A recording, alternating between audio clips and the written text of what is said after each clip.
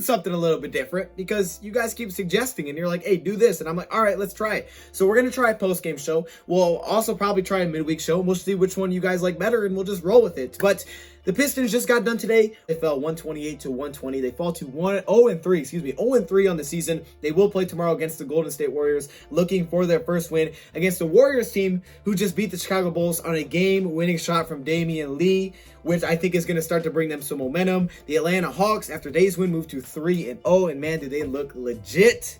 So what now? Let's get it started. You know, I got to shout out DoseOfDion, man, because it was actually the first time I went live on YouTube. And, you know, guys don't know DoseOfDion. He put out a lot of good content for the Detroit Lions. Welcome everybody to another video. Glad you guys are here. And yeah, you know the Lions intro. We'll see. I don't know. We might have to mix some things up if you guys do enjoy this, but I thought I would just try it because you guys keep asking me.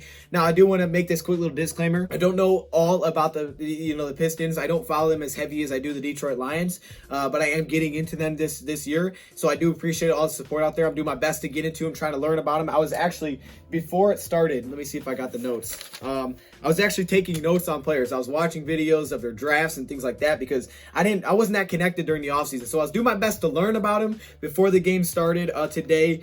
So just bear with me as I continue to learn through this. But my initial takeaways from this game, first off, let's start from, I guess I can't even say the offense defensive side. I'm so used to doing the Lions one. But let's start with the players that I feel like stood out today. Josh Jackson, obviously he's the first name we got to talk about. So Josh Jackson today played a really good game. Josh Jackson was probably the best player on the floor today for the Detroit Pistons, but a lot of people were saying he needs to be a starter.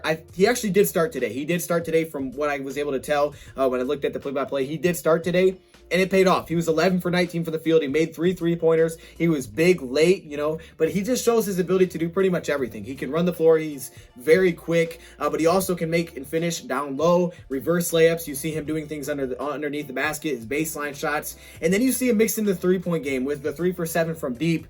He just kind of is an all-around scorer, and he's starting to emerge. And I felt like the last couple games, he's played solid, but this game he kind of broke out, being a starter on the lineup today, missing some players. You didn't have Blake Griffin, you didn't have D Rose, you didn't have Okafor, so you had some guys that had to step up. Players had to step up today if they were going to keep it competitive with the Hawks team that was scoring really well. Had a Trae Young who's scoring 36.5 points per game coming into it. You had to score a lot to keep up, and I felt like Josh Jackson was one of those guys that stepped up today. And in only 28 minutes to score 27 points is pretty impressive. Jeremy Grant, now he played 38 minutes, played a lot more than Josh Jackson did, but he was able to put up 27 points on 9 for 20 shooting. He also was able to knock down 3 3-pointers, 3 of 8. Grant maybe not as consistent. He did have that one air ball late, which if he would have hit it, oh man, the game would have changed. He could have made it 5 points just like that. And we're talking potentially about a different game, like maybe a different outcome when he took that shot. But Jeremy Grant, he was aggressive. I felt like today he stepped up and he understood that he needed to be a guy to put the ball in the basket because they needed guys to do that today. With some of their players missing, they needed players to step up, be aggressive,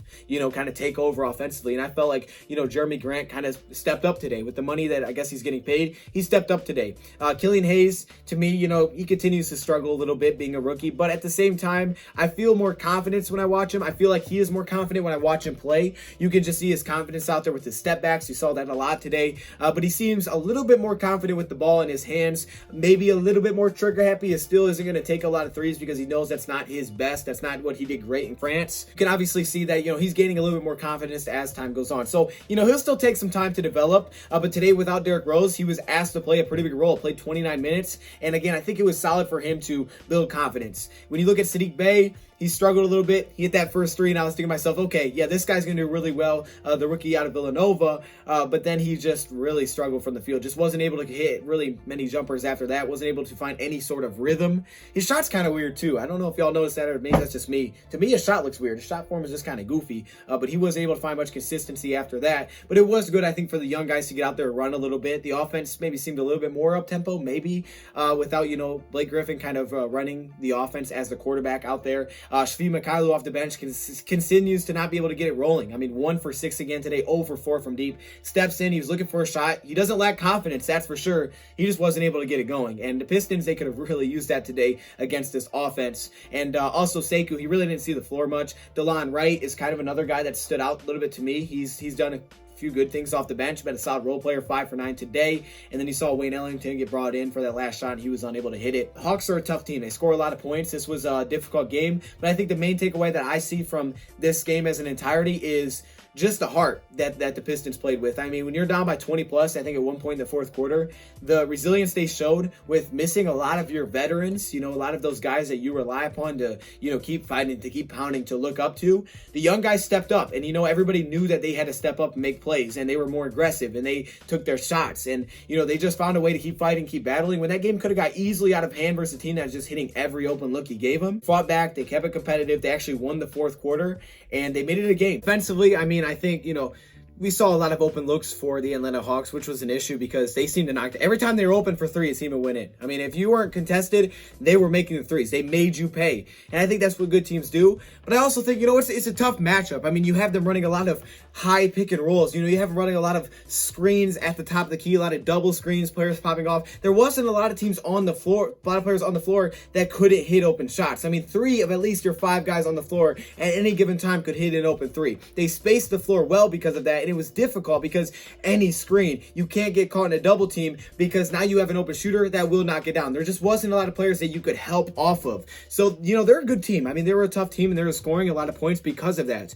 Back to the Pistons side of things, I think the other rookie, Isaiah Stewart, I felt like he was playing pretty tough down low. Like, he was getting some big boy rebounds fighting down there. He didn't score that well. He didn't finish perfectly, but I felt like, he looked strong down there. He's not the tallest guy, but he was fighting down low. He was ripping the ball out, and, he did have 8 total rebounds. Mason Plumlee, the other center, he was 4 for 4. Only 12 points. Seemed way less aggressive today. I don't know what it was. Maybe it was just his matchup, but he seemed way less aggressive today when he got it in the post. There wasn't many times where he would just go take it. I guess that kept him at 100%, so he's feeling good with his field goal percent. He's like, oh yeah, 100%, heck yeah. But he just wasn't super aggressive. And I thought maybe he would be more aggressive, knowing that, hey, maybe Blake's not there. Maybe Okafor's not there. Maybe I got to take over a little bit. He wasn't super aggressive, though. I just felt like he didn't force a lot of shots that weren't there. And that's okay. You don't want to force shots. He did have 12 rebounds. But he just, he wasn't really going at it. And I think maybe that was because of his matchups. It didn't seem like he was able to get a lot of separation down low. He seemed to make a lot of tough shots. I think you saw him a little bit limited in potentially some of the matchups that he could have this year against some big guys. But, he stuck to that. I guess he didn't force anything that wasn't there. He played through his game, and he's like, okay, it's not there. I'm going to feed it out. I'm going to look for other things. I'm going to look to pass out, because if it's not there, I'm not going to force it. And if I can't get a lot of space here, I need to make sure that I'm giving the other guys the ball. But all in all, I think they fought hard today, and I think there's reasons to be happy about the way that they fought back. Of course, you don't want to lose. I think, you saw too many open shots for Atlanta, some miscommunication, but, there were some tough foul calls, things like that. But I really do think, this was a good fight by them. So we'll see how they look tomorrow. Quickly with the Hawks side of things, first off, shout out to all the Hawks fans in the stream. That was really cool. Shout out to you guys for stepping in. If you're watching this video and you're a Hawks fan, let me hear in the comment section down below, who do you think was the MVP of this game for your team? But from an outside perspective, they're a really good team to me. They're a very good team. They're a playoff contender. I don't know if I go championship contender yet, but I would say they are a playoff contender for sure. They could be a middle of the pack type of team, because I just think they have a lot of really good players, a lot of really talented players throughout their entire roster. They're not a team where one player goes down and they're in trouble. Now, if Trae Young goes down, that's a different situation. But aside from Trae Young, they have a lot of good players. They don't really have a superstar, in my opinion, aside from Young, but I think Young is an MVP type of candidate. I just think he's that good, and he's really translated from Oklahoma to the NBA seemingly effortlessly. He's getting better. He can just do it all on the floor. He's fun to watch. He's exciting, and he's just vaulted himself into that superstar category. But across from him, they surround him with really good role players that can score from anywhere. They can spread the floor, and they can go bench really far deep into their bench, and they can compete with anybody because of that. And if you play them, you're going to have to be able to score. If you're off, you're going to have problems because they have a lot of guys that can pick up the slack. I mean, this Atlanta Hawks team is one of those teams where they could compete with anybody on any given night, especially if they're hitting shots. They could probably beat anybody on any given night if they're on fire. They're a really good team. I wouldn't say championship contender yet, but I do think, with Trae Young, if he's hitting it, if he's feeling it, he's feeling good, this team is really tough, and they're going to be tough. So they're going to be playoff contenders, no question. So, look, man, the Pistons right now, the 0-3 record, They fought. Every game's been down, to the fourth quarter. I mean, Timberwolves not as tight as the Cavs one, of course, the double overtime. This one looked like could have got bad, but they kept it tight. Every game they fought, you see the heart in this team. You see a young team that's still learning, still trying to get better. But I think the Warriors are going to be a challenge tomorrow, because the Warriors are coming off their first win. And I think what we saw from Golden State is Curry was gaining some confidence. He was hitting some threes. There's some confidence. There's a little bit of mojo going around there. And the Pistons are trying to avoid 0-4. So it's going to be a good challenge. I think tomorrow's challenge will be really tough, but this team is fighting, they're battling. I think it is nice to see the young guys grow, and I think Killian's starting to grow to his own. I'm just hoping that we get to see some of the other guys start to step up and, do what they can do. So let me know your thoughts, comments below. Thank you for watching, and I'm out.